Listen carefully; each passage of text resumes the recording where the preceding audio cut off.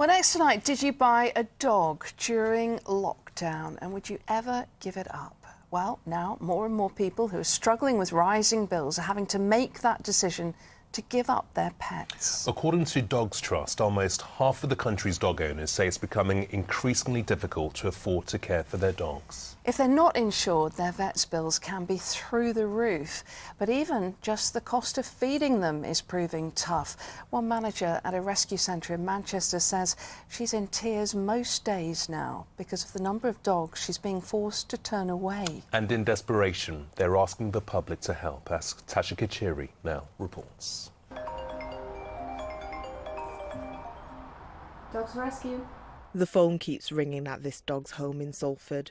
More people hoping to find a home for their four-legged friend, but this home, like many others across the region, is full. When I say crisis, I'm not trying to be dramatic. We knew some of it was coming because of COVID. Everybody has bought a puppy and, you know, obviously we knew that a lot of those would end up in rescue, but nothing like this. With the booming COVID puppies and the rise in cost of living, more and more dogs are being abandoned or sent to homes like this one. We are hounded by people desperate. I mean, the emails we get are so upsetting. I am haunted every night by the dogs that we can't help. Rescue for Dogs is a kennel-free home where dogs get to roam free, live out their lives or prepare for a new home.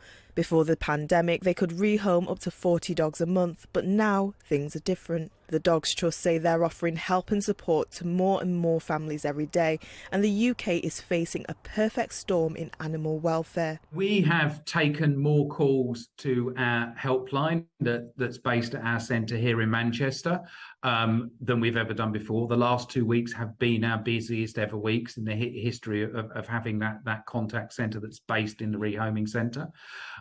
We are also seeing more people coming into the centres. We are getting to a place at some point where we are actually genuinely, of our 21 centres across the UK, reaching capacity. Emma and her team are desperate to help as many dogs as possible and are now asking the public to foster some of their dogs. With the cost of living, like fostering, we don't want it to cost people because they're doing something good for the dogs. Also, if you foster, you're never left alone. It doesn't cost you anything at all.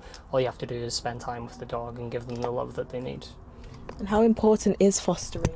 Honestly, with the state of the rescue world at the minute, can't stress the importance enough. We're at capacity at the minute, which means we can't take in a dog.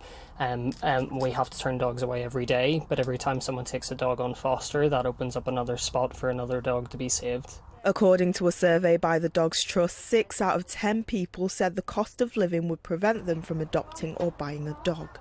Emma thinks there needs to be more regulation and support to stop something like this happening again. I just wish that those in power that had a chance to change things could realise, if they could see all the emails, if they could see the phone ringing non-stop of the begging and crying that we get from people whose only alternative is to take their 7-month-old, purebred dog and have them put to sleep because they can't cope anymore. For the staff here, they just want the dogs to find a forever home.